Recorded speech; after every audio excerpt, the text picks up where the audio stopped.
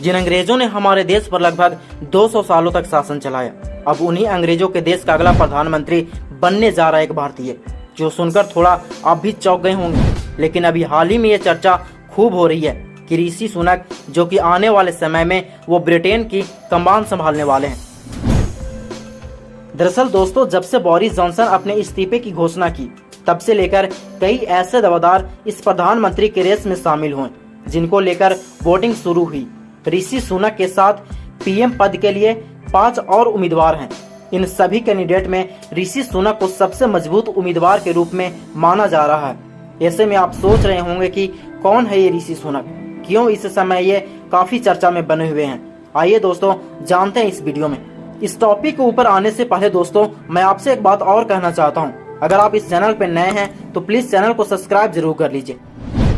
शुरुआत करते हैं इस राजनेता के जन्म कुंडली से, जो कि इनका जन्म 12 मई 1980 को ब्रिटेन के साउथम्पटन में हुआ था। उनके माता पिता दोनों भारतीय मूल के थे। इनके पिताजी एक डॉक्टर थे। आपके जानकारी के लिए बता दें कि ऋषि सुनक 3 भाई बहनों में सबसे बड़े हैं। दोस्तों, बात करते हैं इनके एजुकेशन बैकग्राउंड की, तो इनका दाखिला ऑक्सफोर्ड यूनिवर्सिटी में हुआ था, जहां इन्होंने फिलॉसफी और इकोनॉमिक्स में डिग्री हासिल की। स्टैनफोर्ड यूनिवर्सिटी से पढ़ाई के दौरान ही ऋषि सुनक की मुलाकात इन्फोसिस के संस्थापक नारायण मूर्ति की बेटी अक्षता मूर्ति से हुई थी। वही नारायण मूर्ति जिन्हें इंडियन आईटी सेक्टर का पितामह बोला जाता है, और इस तरह उन्होंने इस रिश्ता को आगे बढ़ाया और बाद में उनकी शादी अक्षता मूर्ति के साथ हो गई, और इस तरह ऋषि सुनक भारतीय बिजनेसमैन नारायण मूर्ति के दामाद बन गए। आइए अब इनके राजनीतिक सफर की शुरुआत कैसे हुई, इसके ऊपर नजर डालते हैं। आखिर कैसे इन्होंने एक महान मुकाम को हासिल किया। ब्रिटेन में 2 प्रमुख पार्टियां हैं दोस्तों। पहली कंजर्वेटिव पार्टी, जिसकी गठन 1834 ईस्वी को हुआ था, और दूसरी लेबोरियस पार्टी।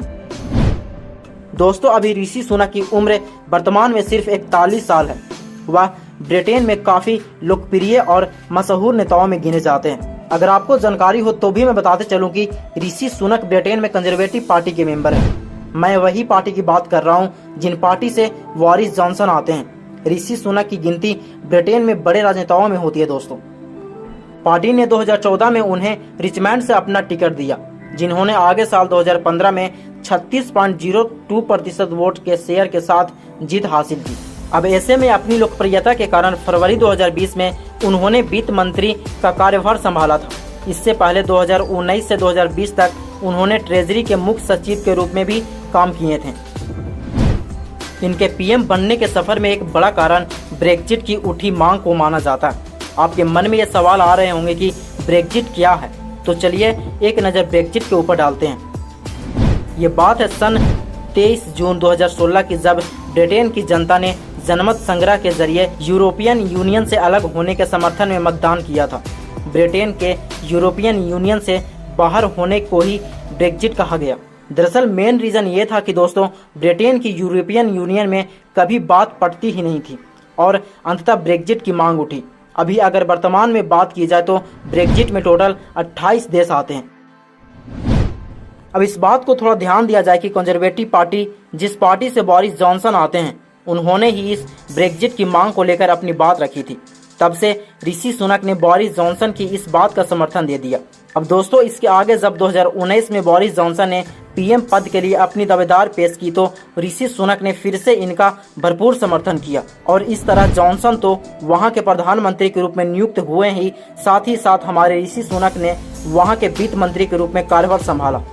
यहाँ पर दोस्तों एक बात और मैं आपको बताते चलूँ कि 2020 की शुरुआत में ही बोरिस जॉनसन और वित्त मंत्री साजिद जाविद के बीच मतभेद पैदा हो गए। इसके चलते साजिद ने अपने पद से इस्तीफा दे दिया। ऐसे में ऋषि सुनक के लिए एक बहुत बड़ी अपॉर्चुनिटी हाथ लगी, और इस तरह इन दोनों के बीच नजदीकियां और ज़्यादा गहरी होती गई, और इस तरह हमारे ऋषि सुनक वहां के हीरो के रूप में बन गए। अब ऐसे में दोस्तों देखना ये होगा कि जब से जॉनसन सरकार ने अपनी बहुमत खोई है, तब से लेकर इनका नाम टॉप लीडर के रूप में निकल के आ रही है। उम्मीद है कि इस बार भारत का डंका एक बड़े चोट के साथ बजेगा। अगर आपका कोई प्रश्न है तो हमें कमेंट करके जरूर बताएं। मिलते हैं दोस्तों अगली वीडियो में, तब तक के लिए धन्यवाद।